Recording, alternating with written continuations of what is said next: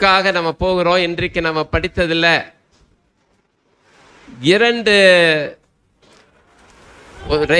ரெண்டு பேதுரு 2ஆம் அதிகாரத்தில் 2 நபர்களை குறித்து பார்த்தோம். பழைய ஏற்பாட்டு நபர்கள் யார் யார்? 2 பேதுரு 2ஆம் அதிகாரத்தை எடுத்து வச்சுட்டு 2 நபர்களை குறித்து படித்தோம். அவங்கள யாராச்சும் ஐடென்டிஃபை பண்ண முடியுமா? நோவா 2 பேதுரு 2ஆம் அதிகாரத்தில். நோவாக்கு அப்புறம் யாரு? 2 பேதுரு வசனத்தோடு சொல்லணும், அப்பதான் நீங்க சொல்றீங்கன்னு அர்த்தம். 2 பேதுருல பாருங்க.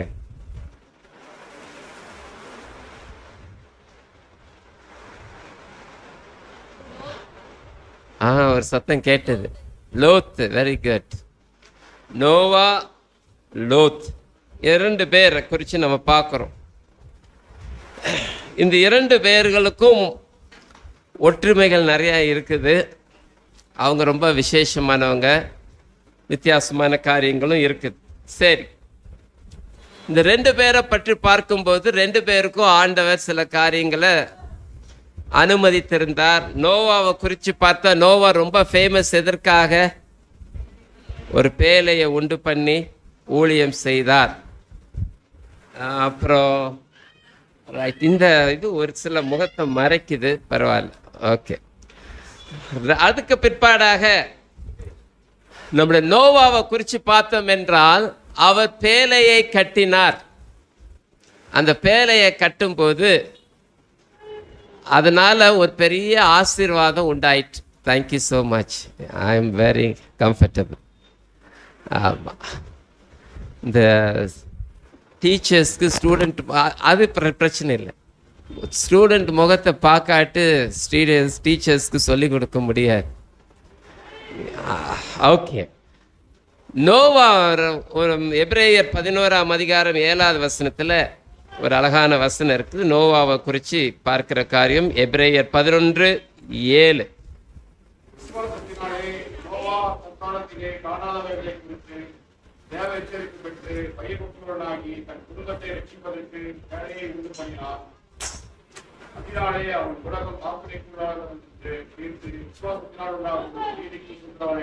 தேங்க்யூ.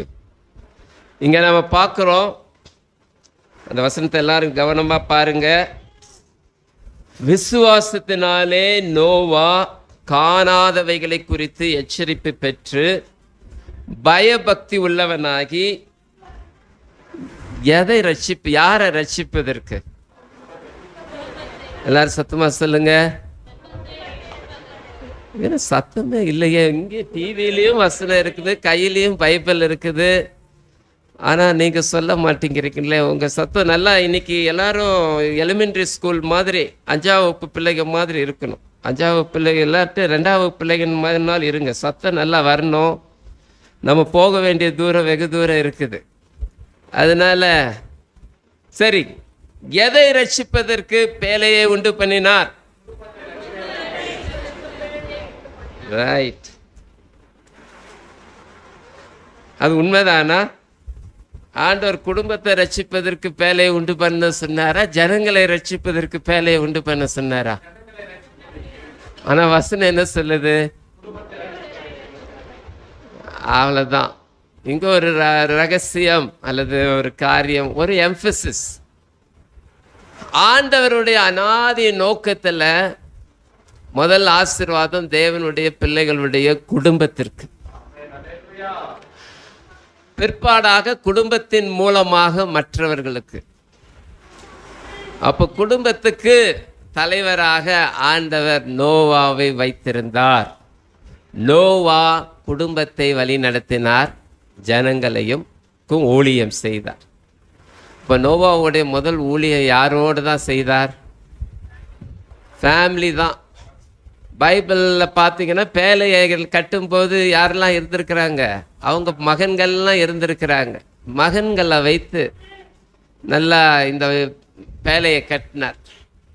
பேழையை கட்டுறதுக்கு ரொம்ப மரம் தேவை, அப்புறம் ஆணியும் தேவைப்பட்டிருக்கும், கயிறு, நிறைய காரியங்கள் இருக்குது. எனக்கு ஒரு கற்பனை, இந்த பசங்கள்லாம் டாடி நீங்கள் எல்லாம் கட் பண்ணுங்க, ஆணி அடிக்கிறது நாங்கள் செய்கிறோன்னு சொல்லி அடிச்சிருப்பாங்க. ஆணி அடிக்கிறப்போ சேர்த்து ஆணி டமான்னு அடிக்கிறப்போ எங்கேயும் அடிச்சிருப்பாங்க, மேபி கை விரல. டாடி உடனே ஏய் போ மம்மிட்டு போ கட்டு போடுவாங்க. அந்த மம்மியோட வேலை எவ்வளோ முறை மகன்களுக்கு கட்டு போட்டிருப்பாங்களோ தெரியல. 10ஆவதுக்கு கட்டு போட்டோன்னா அவங்களுக்கு ஏதாச்சும் ஸ்வீட்டோ எதையோ சாப்பாடையும் கொடுத்து போ மறுபடியும் போ அப்படின்னு. அந்த மொத்தத்தில் அந்த ஆண் வலிச்சதுனால வேலையை விட்டுட்டாங்களா? டாடி ஐ ஒன்ட் கம் அப்படின்னு சொன்னாங்களா? இல்லை, they have finished building an ark. தேவனுடைய திட்டத்தை செய்து முடித்தார்கள். பிள்ளைகளும் ஊழியத்திலே அல்லது தகப்பனுடைய தேவனுடைய திட்டத்தை நிறைவேற்றுவதில் ஒத்துழைத்தார்கள். அப்புறம் செய்தி கட்டியாச்சு, வாங்க வாங்க வாங்கன்னு சொன்னாங்க. நமக்கு அந்த கதை தெரியும். அதனால என்ன ஆயிடுச்சு, பேலைக்குள்ள யாரும் ஆத்துமாக்கள் வரல. ஆனால் மனிதர்கள் கீழ்ப்படியில், மற்றவைகள் கீழ்ப்படிந்தது. எது கீழ்ப்படிந்தது? மிருக ஜீவன்கள் அழகாக கீழ்ப்படிஞ்சது. நல்ல சாங் ஒரு பாட்டு இருக்குது, 1 by 1 இல்லை 2 by 2 அப்படின்னு ஒரு பாட்டு, அது எனக்கு தெரியாது அந்த பாட்டு. அது போல் எல்லாம் ஜோடி ஜோடியாக பேலைக்குள் நுழைந்தது, தேவனுடைய திட்டத்திற்கு தங்களை அர்ப்பணித்தனர். ஆனால் யார் அர்ப்பணிக்கல, யார் கீழ்ப்படியில், யார் அதை அல்ல தட்டி எங்களுக்கு வேண்டான்னு விட்டது யார்? மனிதர்கள். சுவிசேஷம் அறிவிக்கப்பட்டது, அவர்களோ அதை அசட்டை செய்தார்கள். அதனால என்ன ஆச்சு? அவர்கள் எல்லாரும் அழிக்கப்பட்டார்கள். இதுக்கு ஒரு உதாரணமாக லூக்கா 17ஆம் அதிகாரம் 26, 27, நோவாவின் நாட்களில் நடந்தது போல மனுஷகுமாரனுடைய நாட்களிலும் நடக்கும். அப்படின்னா கடைசி காலத்தில் இயேசு கிறிஸ்து வர்றதுக்கு முன்னாடி நடக்கும். நோவா பேலைக்குள் பிரவேசித்த நாள் வரைக்கும் ஜனங்கள் புசித்து குடித்தார்கள், பெண் கொண்டு கொடுத்தார்கள். ஜலப்பிரளயம் வந்து எல்லாரையும் அழித்து போட்டது. Nobody escaped. Everybody, all of them have destroyed. ஒருத்தரையும் விட்டு வைக்கல, குழந்தைகளோ பெரியவங்களோ யாரையும் பட்சபாதம் இல்லாமல். ஏன்னா ஒருத்தரும் கர்த்தருடைய வார்த்தைக்கு கீழ்ப்படியவில்லை. சரி, அதே போல இந்த 27 கடைசி வார்த்தை என்னது? எல்லாரையும் அழித்து போட்டது. அதே பல்லவி அடுத்த இதுலேயும் வருது. அடுத்த ஆள் யாரு? லோத்து. அதுலேயும் அந்த பல்லவியை பார்க்கலாம். இப்போ முதல்ல சரணங்களை பார்ப்போம், ஒரு பல்லவியை பார்க்கலாம். லோத்தினுடைய நாட்களில் நடந்தது போலவும் நடக்கும். ஜனங்கள் புசித்தார்கள், குடித்தார்கள், கொண்டார்கள், விற்றார்கள், நட்டார்கள், கட்டினார்கள். லோத்து சோதோமை விட்டு புறப்பட்ட நாளிலே வானத்திலிருந்து அக்கினியும் கந்தகமும் வருஷித்து. இப்போ கோரஸ் என்னது? எல்லாருக்கும் சொல்லுங்க. எல்லாரையும் அழித்து போட்டது. நோவாவினுடைய பீரியட்லேயும் எல்லாரும் அழிக்கப்பட்டார்கள். லோத்தினுடைய காலத்திலேயும் எல்லாரும் அழிக்கப்பட்டார்கள். எபிரேயர்ல நம்ம ஒரு வார்த்தை படிச்சோம், என்னது? தேவன் நோவாவையும் அவன் குடும்பத்தையும் ரட்சித்தார். எல்லாரும் அழிக்கப்பட்டாங்க, நோவா குடும்பம் காப்பாற்றப்பட்டது, ரட்சிக்கப்பட்டது. ஏன் காப்பாற்றப்பட்டது? நோவாவுக்கு தேவ எச்சரிப்பு கிடைச்சது. அதனால நோவா என்ன பண்ணாரு? ஒர்க் பண்ணாரு, பிலீவ் பண்ணாரு, தேவ திட்டத்துக்கு தன்னை ஒப்பு கொடுத்தார். சரி, லோத்தினுடைய காரியத்தை இப்ப நம்ம பார்க்க போறோம். லோத்துக்கு என்ன நடந்ததுங்கிறது நமக்கு எல்லாருக்கும் தெரியும். இப்ப நோவாவினுடைய நாட்கள்ல நோவா குடும்பம் ரட்சிக்கப்பட்டது. லோத்தினுடைய காலத்துல அந்த எண்டு பார்த்தா லோத்து குடும்பம் ரட்சிக்கப்பட்டதா? சத்தமா சொல்லுங்க. இல்லை. தெரியாதவங்க சொல்லாட்டு பரவாயில்ல. நீங்கள் தெரியலன்னா உங்களுக்கு ஒன்றுமே பிரச்சனை இல்லை. தெரிஞ்சால் நல்லா சொல்லணும். அப்போ தான் நீங்கள், ஏன்னா ஒரு சிலர் இப்போ ஆல்ரெடி அந்த யோனாவின் படகுல போயிட்டுருக்குறாங்க, தர்ஷீஸ் போயிட்டுருக்குறாங்க, ஆழ்ந்த நித்திரையில் இருக்கிறாங்க, பலத்த காற்று இன்னும் அடிக்கவில்லை. அது தவறில்லை. சர்ச்சில் பார்க்குறப்ப எப்படி ஒரு 2% சாதாரணமாக தூங்குவாங்க. அது நம்ம ஒன்றும் பண்ண முடியாது. ஆனால் நம்ம பக்கத்தில் இருக்கும்போது நீங்கள் உங்கள் பக்கத்தில் யாருக்காவது உதவி செய்யணும்னு நினச்சிங்கன்னா தூங்குறவங்கள லேசாக தட்டி விடலாம். ஒரு சிலரை தட்டி விடுவது நல்லதல்ல. அவர்களுக்கு சர்ச்சுக்கு வந்து தூங்குவது அது ஒரு பெரிய ஆசீர்வாதம். ஓகே. ஏன்னா நிறைய பேருக்கு வீட்டில் தூக்கம் இல்லை, உங்களுக்கு தெரியாது. அவங்ககிட்ட நான் சாட்சியில் கேட்ட, பாஸ்டர் 1 மணி நேரம் சர்ச்சில் தூங்குறோம் பார்த்தீங்களா, அதுதான் எனக்கு உண்மையான தூக்கம். ஒன்றும் இல்லை, சில வேலைகளில் நானும் உங்கள் இடத்துல இருந்தால் அதே கதை தான். அதனால தூங்குறத பற்றி ஒன்றும் தவறாக நினைக்க வேண்டாம். ஆனாலும் முடிந்த அளவுக்கு நீங்கள் சற்று வெளிப்பாக இருந்தால் நலமாக இருக்குமே அப்படின்னு ஒரு கருத்து தான். ஓகே, இப்போ எங்கே நிற்கிறோம்?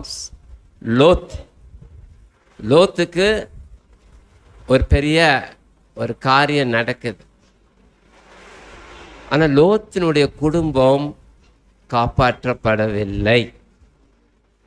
அதுதான் கடைசி நாட்களில் ஆண்டவர் சொன்னார், மனுஷகுமார் நாட்களில் நோவாவின் காலம் எப்படியோ அப்படியே மனுஷகுமாரின் காலம், லோத்தின் காலம் எப்படியோ அப்படியே.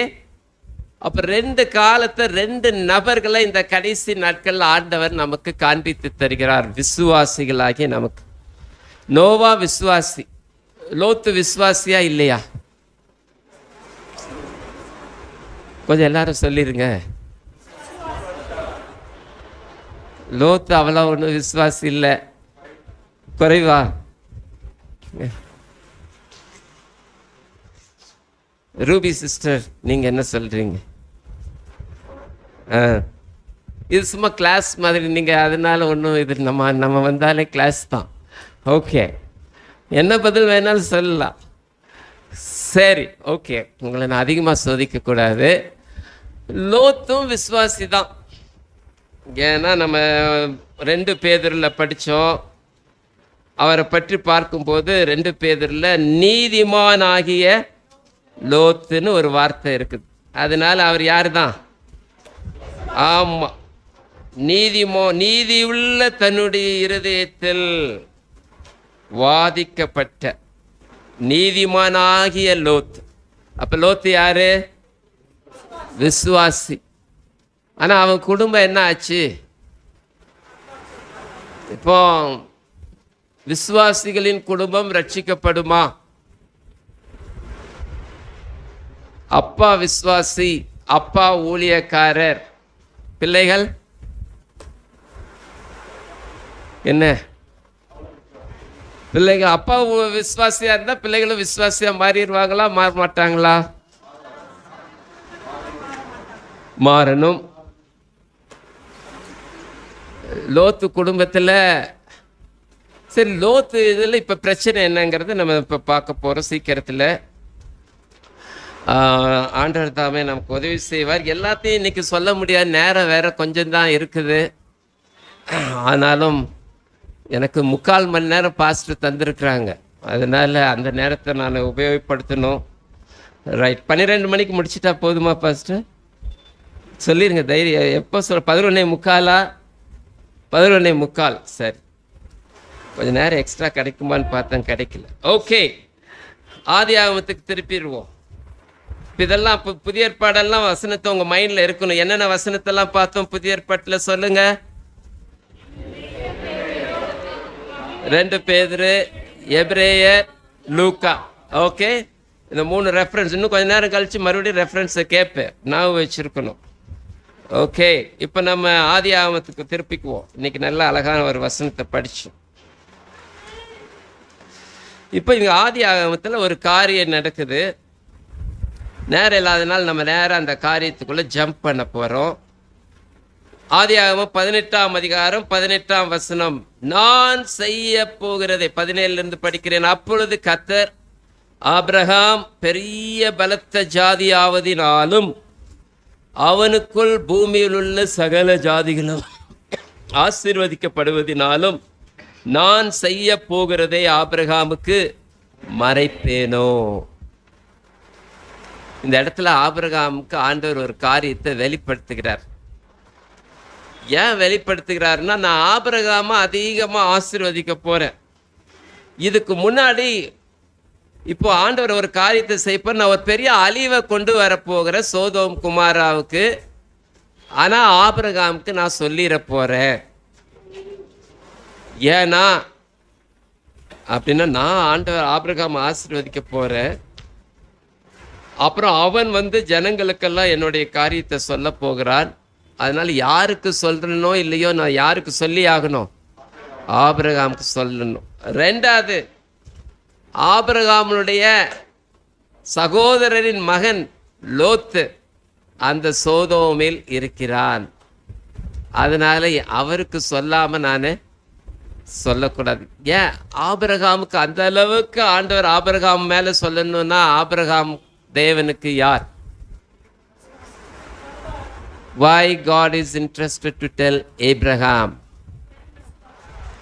விசுவாசத்தின் தகப்பன். இன்னும் கொஞ்சம் வேற வேற வேர்டெல்லாம் போட்டா, ஆபிரகாம் தேவனுடைய நண்பன், என் சிநேகிதனாகி ஆபிரகாம். அதுக்கு ஒரு வசனம் பார்க்கலாம். ஏசாயா 41:10, அது 10 இல்லை 18 நினைக்கிறேன். ஏசாயா 41:8, என் தாசனாகிய இஸ்ரவேலே. ஐசாயா 41:8, என் தாசனாகிய இஸ்ரவேலே, நான் தெரிந்து கொண்ட யாக்கோப்பே, என் சிநேகிதனான ஆபிரகாமின் சந்ததியே. ஆபிரகாம் ஆண்டவர் என்னன்னு அழைக்கிறார்? என் சிநேகிதன். இன்னைக்கு நம்ம குடும்பத்தில் உள்ள காரியத்தை நம்ம தேவன் நமக்கு வெளிப்படுத்தணும்னா, நம்ம யாரு ஆண்டவருக்கு எப்படி இருக்கணும்? சிநேகிதனாக இருக்க வேண்டும். தேவனோடு நடக்க வேண்டும். தேவனோடு பேசும்போது நம்ம குடும்பத்துக்கு மாத்திரம் அல்ல, நம்ம சகோதரருடைய குடும்பத்தின் காரியத்தை, நமது அக்கா குடும்பம், அண்ணன் குடும்பம், ஆண்டி குடும்பம், அங்கிள் குடும்பம், எல்லா குடும்பத்துக்கும் ஆண்டவர் நம் மூலமாக ஆண்டவர் ஆசீர்வாதமாக வைத்திருக்கிறார். அவர்களுக்காக உத்தரவாதம் பண்ணுகிற பொறுப்பை தேவன் நம்முடைய கையிலே கொடுத்திருக்கிறார். நீ கர்த்தராகிய இயேசு கிறிஸ்துவை விசுவாசி, அப்பொழுது நீயும் உன் வீட்டாரும். ஒருவேளை அந்த இடத்துல கிரேக்க பதம் என்னன்னு தெரியல. நமக்கு வீட்டார்னா ஃபேமிலி, அப்பா அம்மா பிள்ளைகள் தான் வரும். ஆனால் ஒருவேளை all the extended family also probably. அப்போ ஆண்டவருடைய நோக்கம் நம்ம மாத்திரம் இல்லை, உன்னோடு கூட இருக்கிறவர்களை ஆயத்தப்படுத்து. நீ ஆயத்தமாக உன்னோடு கூட இருக்கிறவர்களை ஆயத்தப்படுத்து. இப்போ இந்த லோத்து யார்? ஆபிரகாமினுடைய அண்ணன், சகோதரன் மகன். ஆபிரகாமோடவே இருந்தால் சின்ன வயசுலேருந்து, கிட்டத்தட்ட என்ன வயசுன்னு நமக்கு தெரியல, கானான் தேசத்துக்கு வந்ததிலிருந்து கூடவே யார் இருக்கிறா? லோத் இருக்கிறார். ஆபிரகாமுக்கு குழந்தை இல்லை. இப்போ ஆபிரகாமுக்கு பையன் மாதிரி யார் தான்? லோத்து தான். நினச்சதுக்கெல்லாம் லோத்து அப்படின்னு கூப்பிட்டுக்கிட்டே இருந்திருப்பார். ஆனால் லோத்து வளர்ந்த பிற்பாடு பெரியாளா மாறுறான். அப்புறம் அவங்க மந்தைக்கும் ஆபிரகாம் மந்தைக்கும் தகராறு, பிரச்சனை, வாக்குவாதம். உடனே ஆபிரகாம் கூப்பிடுறாரு, என்ன செய்தியை கேட்குற, நல்லா இல்லையே. சரிப்பா, ஒன்று பண்ணு, போகணும்னு நினைக்கிறியா? நீ போகலாம். நீ வலதுபுறம் போனால் நான் இடதுபுறம் போகிறேன், உனக்கு எது வேணுமோ அதை எடுத்துக்கோ அப்படின்னு சொல்ல எல்லாராலையும் முடியுமா?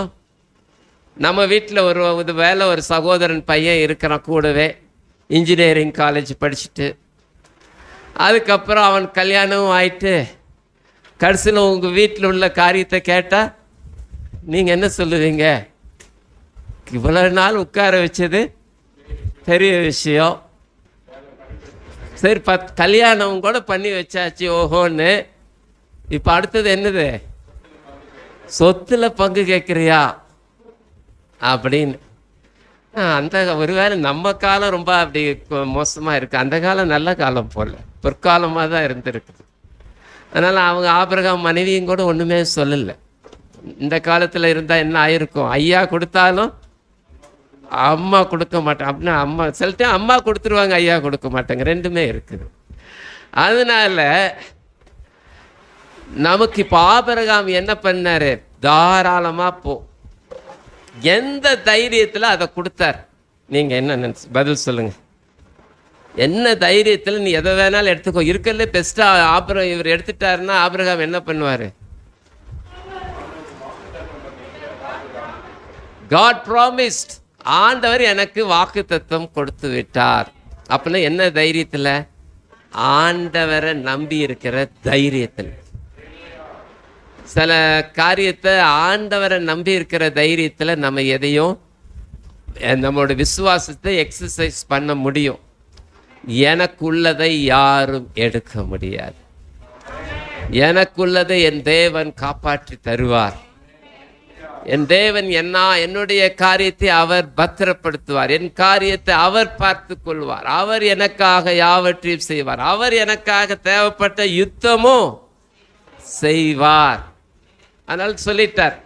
உடனே லோத் பார்த்தாரு, ரொம்ப கிரீனரியாக இருக்குது. 13ஆம் அதிகாரத்துக்கு திருப்பி கொள்ளுவோம். இப்போ தான் அங்கே பிரிஞ்சு போகிறாரு. 13ஆம் அதிகாரத்தில் பார்க்கும்போது 10ஆம் வசனம் நான் படிக்கிறேன். 13:10. அப்பொழுது லோத்து தன் கண்களை ஏறெடுத்து பார்த்து யோர்தான் நதிக்கு அருகான சமபூமி முழுவதும் நீர்வளம் பொருந்தினதாயிருக்க கண்டான். கர்த்தர் சோதோமையும் கொமாராவையும் அழிக்கும் முன்னே சோவாருக்கு போம் வழி மட்டும் அது கர்த்தருடைய தோட்டத்தை போலவும் எகிப்து தேசத்தை போலவும் இருந்தது. இப்படி அவர்கள் அதுக்கப்புறம் 11. அப்பொழுது லோத்து யோர்தானுக்கு அருகான சமபூமி முழுவதையும் தெரிந்து கொண்டு கிழக்கே பிரயாணப்பட்டு போனான். இப்படி அவர்கள் ஒருவரை ஒருவர் விட்டு பிரிந்தார்கள். இவ்வளோ நேரம் ஆபிரகாம் வீட்டில் வளர்ந்த லோத்து இப்போ என்ன பண்ணிட்டாரு? பிரிந்து போய்விட்டார். நீதிமொழிகள் ஒரு வசனம் இருக்கு, பிரிந்து போகிறவன் தன் இச்சையின்படியே எல்லாவற்றையும் செய்ய பார்க்கிறான். இப்ப லோத்து என்ன பண்ணாரு? பிரிந்து போய்விட்டார். ஆண்டவர் அதை அலோவ் பண்ணியிருக்கலாம், அது வேற. ஆனா ஆபிரகாம் ஒரு நாளும் போன்னு சொல்லலை. இப்ப போயிட்டார். இப்ப ரொம்ப கிரீன் லேண்ட். அங்க அவங்க வேலையே என்னதுதான்? ஆடு மாடு ஒட்டகம் கழுத குதிரை. இப்ப கிரீன் லேண்ட் யார் கையில் இருக்குது? லோத்து கையில். இனி இப்போ சொல்லி லோத்து போயிருப்பார், இனி நம்ம அங்கிள் போண்டி தான் பிடிச்சிட்டோம், நமக்கு நல்லது கிடைச்சது. ஏன்னா கானான் தேசம் இன்னைக்கு இருக்கிற கானான் தேசம் மாதிரி அன்னைக்கு இல்லை. அது ரொம்ப புழுதி காடு. ஆபிரகாம் வந்தபோது உங்களுக்கெல்லாம் தெரியும், ஆபிரகாம் கானான் தேசத்துக்குள்ள கால் வச்சு கொஞ்ச நேரத்துக்குள்ள அந்த தேசத்தில் பஞ்சம் உண்டாயிற்று என்று 12ஆம் அதிகாரத்தில் பார்க்க முடியும். அதனால தான் ஆபிரகாம் என்ன பண்ணாரு? எகிப்துக்கு போயிட்டார். பஞ்சம் வந்துருச்சு. எகிப்துக்கு போனால் என்ன நதி இருக்குது? நைல் நதி இருக்குது, பெரிய லாங்கஸ்ட் ரிவர், ரொம்ப செழிப்பு. ஆபிரகாமும் ஒரு எகிப்து மேலே ஒரு இது தான். ஆனால் பிற்காலத்தில் ஆண்டவர் எல்லாவற்றையும் நீ எதை வேணாலும் கொடு, நான் உனக்கு கொடுப்பேன்னு. இப்போ ஆபிரகாமுக்கு பெரிய செழிப்பான இடங்கள் அதிகமாக இல்லை. ஆனால் ஆபிரகாமை அழைத்த தேவன் கூடவே இருக்கிறார். இதை ஒரு நபர் எங்கேயோ பிரசங்கத்திலேயோ புக்லேயோ நான் படித்தேன். Lot chose the grass, Abraham chose the grace. லோத்து தெரிந்து கொண்டது புற்கள், பசுமை நிறமான புற்கள். ஆபிரகாம் தெரிந்து கொண்டதோ கர்த்தருடைய கிருபை. இங்க ஒரு பெரிய வித்தியாசத்தை பார்க்கிறோம். உலகத்தினுடைய பார்வையில பாவம், அவங்களுக்கெல்லாம் வாழவே தெரியல பாருங்க, அதை எடுத்துக்கிட்டாங்க. இப்ப இவங்க கஷ்டப்பட போறாங்க. எத்தனையோ பேர் ஆபிரகாம திட்டிருப்பாங்க, ஏயா நீ எல்லாம் மனுஷனாயா, அவன் கேட்டான்னு நீ கொடுத்துடணுமா? என்ன பண்ணுவ இனி? உங்கள் மனைவி பிள்ளை குட்டிகளெல்லாம் எப்படி காப்பாற்ற போகிற அப்படின்னு கேட்டிருப்பாங்க. ஓ, நான் திக் நிமிடங்களுக்குள் வருகிறேன், இன்னும் 10 நிமிடம், ஆண்டவரே உதவி செய்யும். ஓகே, இப்போ அவர் என்ன பண்ணுறாரு? வேகமாக ஆண்டவருக்கு ஸ்தோத்திரம் செலுத்துகிறார். ஏன்னா அதே அதிகாரத்தில் அவங்கெல்லாம் பிரிஞ்சு போனேன்னு இப்போ ஆண்டவர் அதே 13th chapter 14th verseல, லோத் ஆபிரகாமை விட்டு பிரிந்த பின்பு கர்த்தர் ஆபிரகாமை நோக்கி உன் கண்களை ஏறெடுத்து. அதுக்கு முன்னாடி லோத்தும் கண்களை ஏறெடுத்து தான் பார்த்தான் 10ஆம் வசனத்தில். இப்போ கர்த்தரே என்ன சொல்றாரு? நீயும் உன் கண்களை ஏறெடுத்து பார். நீ இருக்கிற இடத்திலிருந்து வடக்கேயும் தெற்கேயும் கிழக்கையும் மேற்கேயும் நோக்கி பார். நீ பார்க்கிற இந்த பூமி முழுவதையும் நான் உனக்கும் உன் சந்ததிக்கும் என்றென்றைக்கும் இருக்கும்படி கொடுத்து உன் சந்ததியை பூமியின் தூளை போல பெருக பண்ணுவேன். 17 நீ எழுந்து தேசத்தின் நீளமும் அகலமும் எம்மட்டும் அம்மட்டும் நடந்து திரி. உனக்கு அதை தருவேன் என்றார். பெரிய வாக்குத்தத்தம். இங்க இன்னொரு கூட்டம் என்னது, பாவம் அங்கிள் அவ்வளோதான் ஒரு நான் இமேஜினேஷன்ல சொல்றேன். ஆனால் ஆண்டவர் என்ன சொல்றாரு? My grace is sufficient for you. நான் உன் கூட இருக்கிறேன், என் கிருபை உனக்கு போதும். நீ கண்ணன்களை ஏறெடுத்து பார், எவ்வளவு தூரம் பார்க்க முடியுமோ பார். தேவனுடைய காரியத்தை பார்க்கிறது அதை பிடிச்சு கொள்வதற்கு சமம். எவ்வளவு தூரம் பார்க்கிறோமோ, எவ்வளவு தூரம் நடக்கிறோமோ, அவ்வளவு தூரம் அதை சுதந்திரிக்க முடியும் ஆவிக்குரிய பிரகாரமாக. இன்றைக்கு ஆண்டவர் நம்மை ஆவிக்குரிய ரீதியிலே பார்க்க சொல்லுகிறார். எரேமியாட்ட எசேக்கியாட்ட எல்லாம் சொல்லும்போது, மனுப்புத்திரனே நீ என்னத்தை காண்கிறாய்? What are you seeing? Okay, you have seen it right, I am going to do it. இன்றைக்கு நம்முடைய பார்வையை தேவனுக்கு நேராக, தேவனுடைய சித்தத்துக்கு நேராக தேவன் திருப்ப வாஞ்சையாயிருக்கிறார். ஆபிரகாம் தன் பார்வையை தேவனோடு வைத்திருந்தான். தேவனோடு உள்ள பார்வை அவனை வெட்கப்படுத்தவில்லை, ஆசீர்வதித்தது. இப்போ 14ஆம் அதிகாரத்தில் ஒரு சூழ்நிலை இருக்கு. ஒரே ஒரு காரியம், சோதோம் குமாராவை 5 ராஜாக்கள் பிடிச்சிட்டு போயிடுறாங்க. அந்த செய்தி நியூஸ் ஓடி வருது. ஒருத்தர் வந்து ஆபிரகாமுக்கு சொல்றார், uncle sir do you know, Sodom குமாராவை ராஜாக்கள்லாம், அந்த எதிரி ராஜாக்கள்லாம் வந்து மடக்கி பிடிச்சிட்டாங்க. உங்க நெஃப்யூ, சகோதரன் பையனும் குடும்பமும் காலி போயிட்டாங்க. நம்மளை மாதிரி ஆட்களுக்கு அது எப்படி இருந்திருக்குன்னு பாருங்க. அவன் அந்த காலத்திலேயே சும்மா இருந்தானா? என்னை விட்டு போயிட்டான்ல.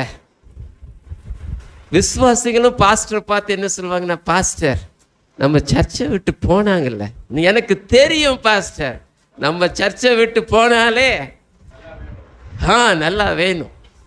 பாருங்க, நல்லா வேணும்னு சொல்ற ஒரு கூட்டம். ஆபிரகாம் அதை கேட்ட உடனே என்ன பண்ணாரு? நல்லா வேணும்னா சொன்னாரு. வீட்டில் சாப்பாடு போட்டு பலசாலிகளை வளர்த்தாரு. 318 பேரை வளர்த்து வச்சிருக்கிறார். வாங்க எல்லாரும் வாங்க போலான்னு கூட்டிட்டு போயிட்டு, ராஜாக்கள் 5 ராஜாக்களால் முடியாது, இவர் ஒரே ராஜாவா?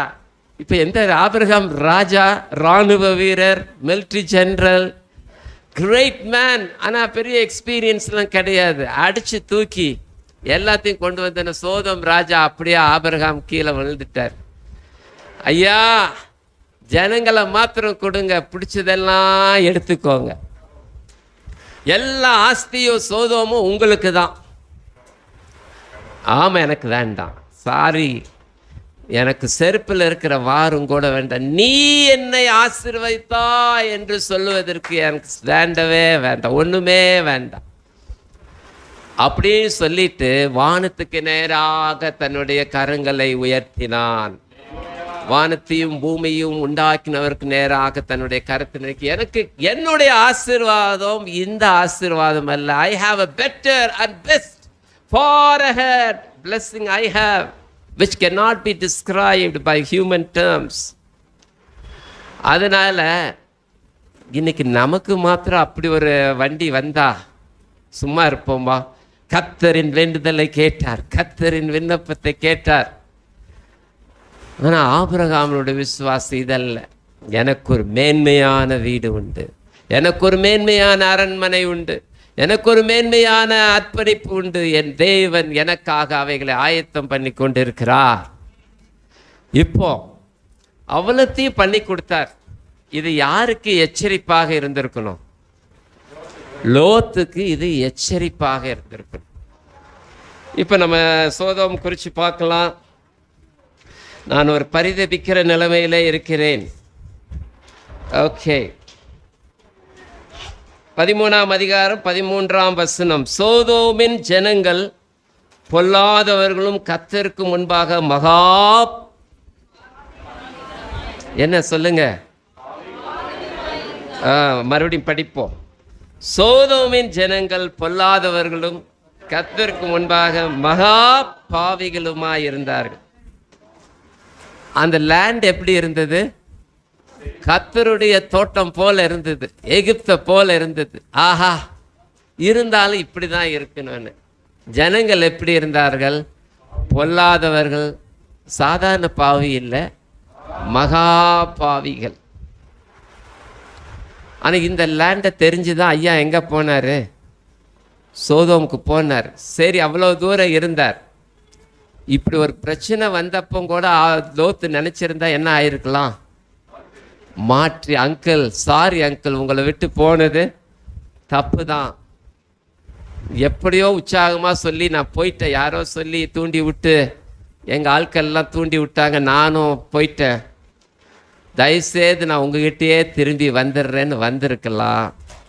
ஆனால் லோத்து வரவில்லை, அங்கே இருந்த. இப்போ லோத்தினுடைய காரியத்தை இந்த சோதோம் குமார் பற்றி நம்ம பார்ப்போம்.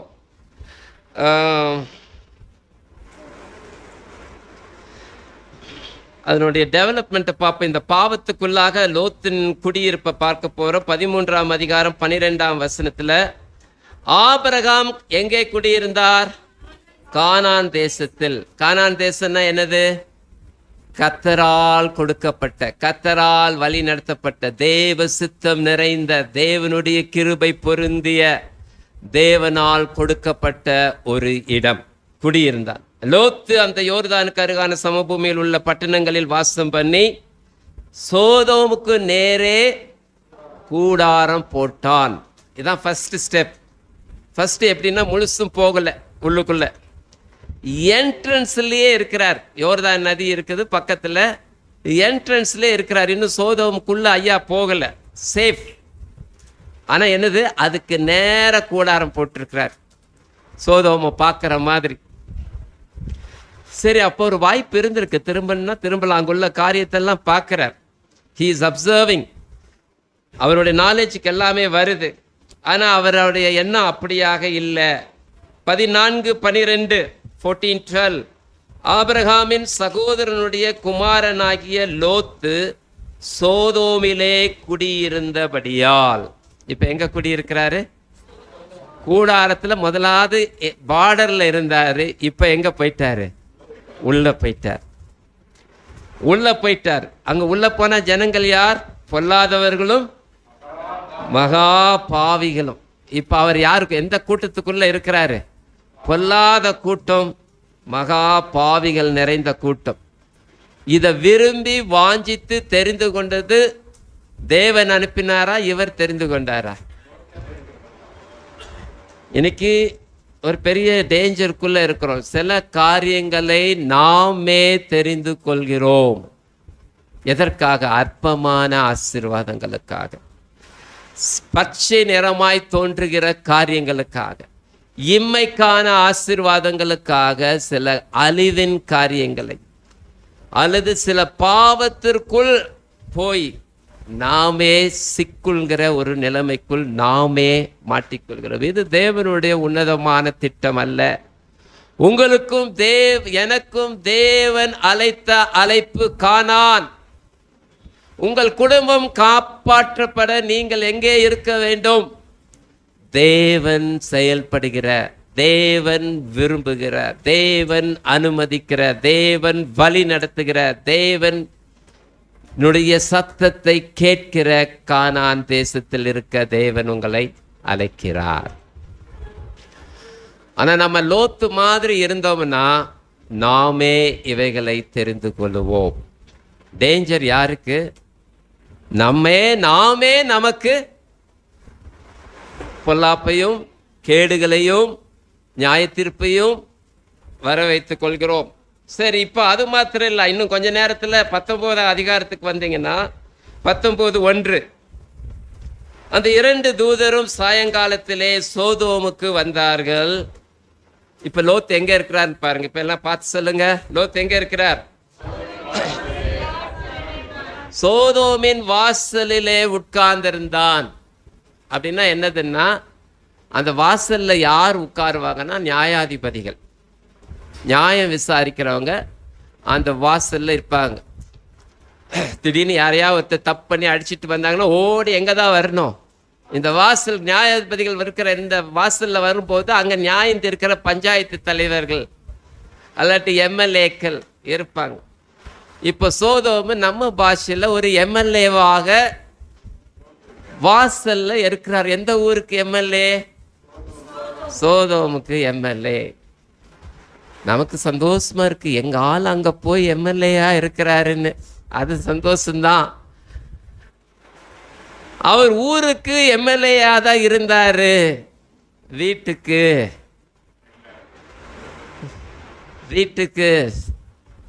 பிள்ளைகளுக்கு மனைவிக்கு கர்த்தருடைய தாசனாக, கர்த்தருடைய ஊழியக்காரனாக, குடும்ப ஜெபத்தை நடத்துகிறவராக, கர்த்தருடைய வார்த்தையை சொல்லுகிறவராக இல்லை. செய்தியினுடைய இன்னொரு பாகம் இருக்குது. நேரத்தை முன்னிட்டு கட்டாயப்படுத்தி நான் முடிக்க வேண்டிய ஒரு சூழ்நிலை. சரி, நம்ம இதுவரைக்கும் கேட்டதை தியானிப்போம். கன்க்ளூஷன். இப்போ நீங்கள் தான் கன்க்ளூஷன் சொல்லணும்.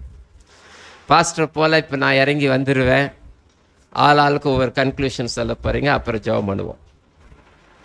இந்த கன்க்ளூஷன் பிற்பாடாக நம்ம கர்த்தருடைய பந்தி இருக்குது. நம்ம அர்ப்பணிக்க போகிற காரியம் என்ன? ஆண்டவரே, am I in the right place today? நான் சரியான காரியத்தை தான் பார்க்கிறேனா? சரியான காரியத்தை வாஞ்சிக்கிறேன்னா? என் கண்ணுக்கு நலமாய் இருக்கிறதை செய்கிறேனா? ஒருவேளை குடும்பத்துக்கு தலைவராக இருக்க வேண்டியது ஆபிரகாம். அது ஆபிரகாமுக்கு ஆண்டவர் குடும்பத்துக்கு பொறுப்பு ஆண்கள் அல்லது தகப்பன் அல்லது கணவர். இது ஒரு விலையேற பெற்ற முக்கியமான காரியம். நிறைய குடும்பத்தில் பிரச்சனைகள் நடக்கிறப்போ முத்தி போனேன்னு சொல்வோம், எல்லாம் உன்னால தான். அந்த அம்மா சொல்லுவாங்க, எல்லாம் உங்களால தான். 2 பேருக்கு ஆர்கியூமெண்ட் வருமே, எங்கள் வீட்லேயும் வரும். அப்போ அதெல்லாம் பார்க்கும்போது என்ன பண்ண? ஆனால் நிலைமை என்னன்னா, நம்ம செயல்பட வேண்டிய நேரத்தில் செயல்படவில்லை. முடிவோ பரிதாபம். நம்முடைய குடும்பத்திற்காக தேவன் நம்மளை உத்தரவாதிகளாக வைத்திருக்கிறார். நம்முடைய குடும்பம் ரட்சிக்கப்பட வேண்டும் என்றால் நாம் ஆபிரகாமின் தேவனை பார்க்க வேண்டும். இல்லை, அப்ளிகேஷன் அப்படின்னு சொல்லும்போது what we understood, what I understand, what we want to be or what you want to be. நாம் எப்படி இருக்க விரும்புகிறோம், எப்படி வாழ விரும்புகிறோம். 2 குடும்பத்தை முன் வச்சாங்க. ஆண்டவர் ஊழியத்துக்கு அனுப்பும்போது கூட 2 பேராக அனுப்புனாராம். ஏன் 2 பேர் அனுப்புனார்? ஒருத்தர் விழுந்துட்டா இன்னொருத்தர் தூக்கி விடுவான். குடும்பத்தை ஆண்டவர் கட்டும்போது கூட ஆதாம் படைத்த ஆண்டவர் இவன் தனியாக இருந்தால் நான் பொல்லாத நான் மாறிடுவான், இவனுக்கு ஒரு பொண்டாட்டியை கொடுப்போன்னு என்ன பண்ணார்? நல்லவர்களாக மாற்றுவதற்காக ஆண்டவர் 2 பேராக வச்சார். 2 உதாரணங்கள். பைபிள் சொல்லுது, 2 பேர் மாவு அரைச்சிட்டு இருப்பாங்களாம். ஒருத்தர் எடுத்துக்கொள்ளப்படுவாங்களாம், ஒருத்தர் கைவிட்டுருவாங்களாம். 2 பேர் வயலில் இருப்பாங்களாம். ஒருத்தர் எடுத்துக்கொள்ளப்படுவாங்களாம், ஒருத்தர் கைவிடப்படுவாங்களாம்.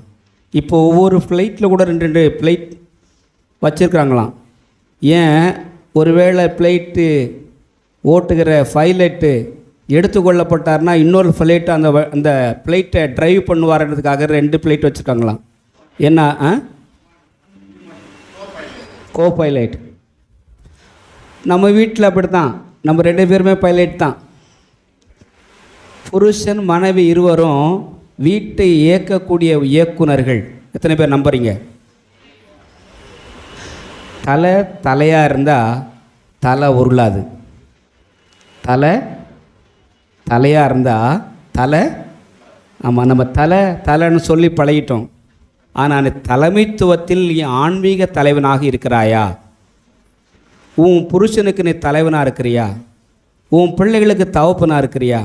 உன்னுடைய உறவுகள், அக்கா தம்பிச்சி அண்ணனுக்கு நீ தலைமைத்துவத்தை ஏற்றுக்கொண்டு நடத்துகிறாயா? வீட்டுக்கு போனோன்னே எல்லாம் அவங்க தான். பொண்டாட்டி மேலே கை காட்டி விட்டு இவர் எஸ்கேப் ஆகிடுவார். உன் குடும்பத்தை இழப்பதற்கு வேறு ஒன்றும் தேவையில்லை. நீ உன்னுடைய தலைமைத்துவத்தை இழந்தாலே, ஆன்மீக தலைமைத்துவத்தை இழந்தாலே உன் குடும்பம் அழிந்துவிடும். ஒரு பிரதிஷ்டை செய்வோம். இன்றைக்கு என் வீட்டில் குடும்ப ஜபத்தான் தலைவனாக இருக்குன்னு நான் நடத்துவேன். பைபிள் சொல்லுது, husband is the bread winner of the family. குடும்பத்துக்கு உணவளிக்கக்கூடியவன் ஒரு தலைவனாக இருக்கக்கூடியவன். அதனால தான் தலைவனை புருஷன் என்று சொல்கின்றோம். தலைவனை வீட்டுக்கு குடும்பத்தையில புருஷன் சொல்ல. புருஷன் என்ன வெங்கடேஷ்?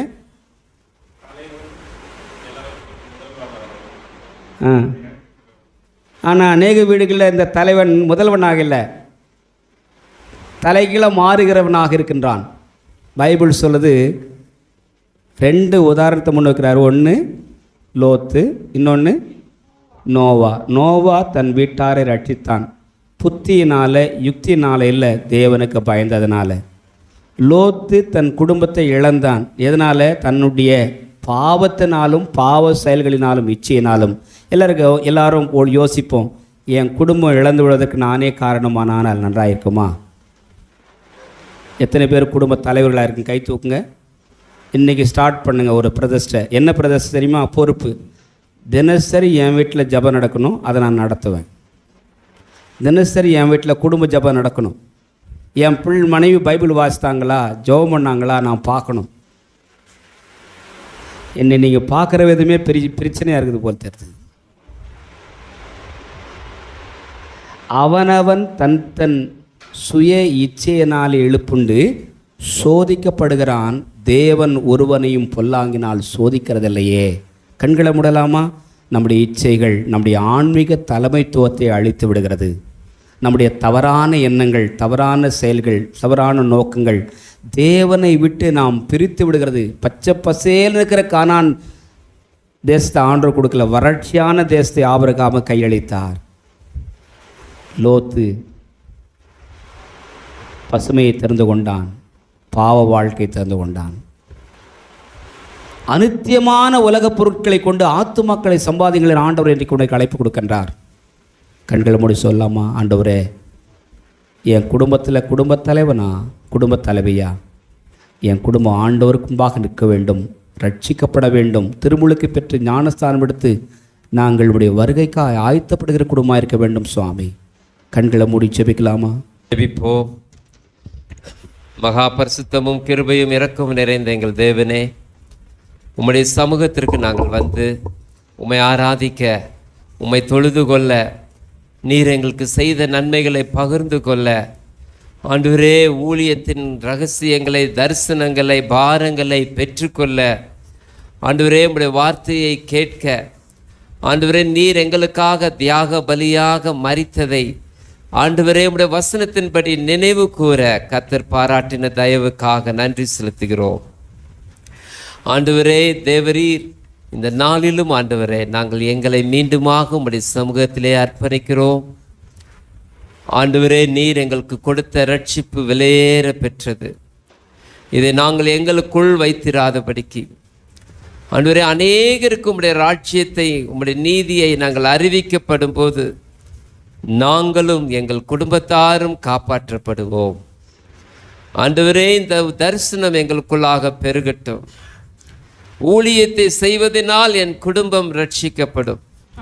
கர்த்தரை அறிவிப்பதனால் நான் காப்பாற்றப்படுவேன். நான் ஆண்டவருக்காக ஊழியம் செய்வேன். ஆண்டவருக்காக சாட்சியாக வாழுவேன். ஆண்டவருக்காக நான் பரிசுத்தத்தோடு எச்சரிப்போடு வாழுவேன் என்கிற ஒரு பெரிய அர்ப்பணிப்புக்குள்ளாக எங்களை ஒப்பு கொடுக்கிறோம். உம்முடைய பிள்ளைகளை நீர் சமாதானத்தோடு, தைரியத்தோடு, கிருபையோடு நீர் அனுப்புவீராக. அவர்கள் இந்த உலகத்திலே உமக்கு சாட்சிகளாக இந்த வாரத்தின் நாட்கள், இந்த மாதத்தின் நாட்களிலே அவர்கள் உமக்காக எழும்பி பிரகாசிக்கத்தக்கதாக, அநேகரை நீதிக்குள் உட்படுத்தத்தக்கதாக, அநேகருக்கு உம்முடைய ரட்சிப்பின் செய்தியை அறிவிக்கத்தக்கதாக, நீர் செய்த நன்மைகளை பகிர்ந்து கொள்ளத்தக்கதாக உம்முடைய பிள்ளைகளை பலப்படுத்தும், ஆசீர்வதியும், நன்மைகளினாலே நிரப்பும். துதி கன மகிமை யாவற்றையும் உமக்கே செலுத்தி ஆண்டவராகிய இயேசுவின் நாமத்தில் வேண்டிக் கொள்கிறோம் எங்கள் நல்ல பிதாவே, ஆமென். நம்முடைய ஆண்டவராகிய இயேசு கிறிஸ்துவின் கிருபையும் பிதாவாகிய தேவனுடைய அன்பும் தூய ஆவியருடைய அருளும் ஆசீர்வாதம் நாம் அனைவரோடும், விசேஷமாக அவருடைய வார்த்தைகளை பகிர்ந்து கொண்ட அன்பு தாசரோடும் குடும்பத்தோடும் ஊழியங்களோடும் இன்றும் என்றும் சதா காலத்தில் நிலைத்திருப்பதாக. ஆமென்.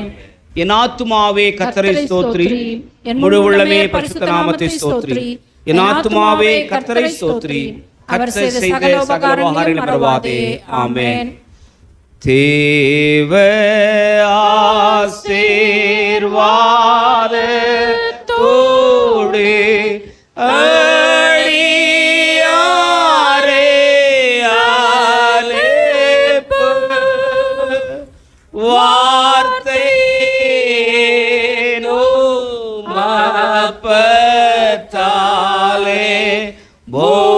போஷித்து வளர்த்தியோ,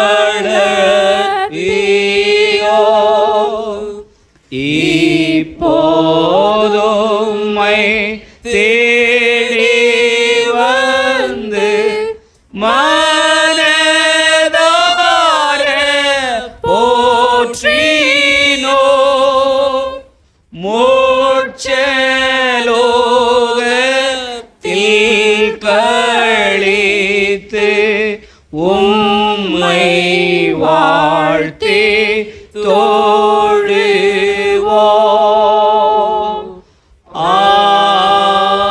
ஆமென். ஆண்டவர் உங்களை ஆசீர்வதிப்பாராக. ஒருவரை ஒருவர் வாழ்த்தி சமாதானத்தோடே சென்று வாருங்கள். கர்த்தருக்கு ஸ்தோத்திரம். எல்லாருக்கும் வாழ்த்துக்கள். இந்த மாதத்துடைய வாக்குத்தத்தம், பயப்படாதே விசுவாசமுள்ளவனாயிரு. பக்கத்தில் சொல்லுங்க, பயப்படாதே விசுவாசமுள்ளவனாயிரு. எத்தனை பேர் விசுவாசிக்கிறீங்க?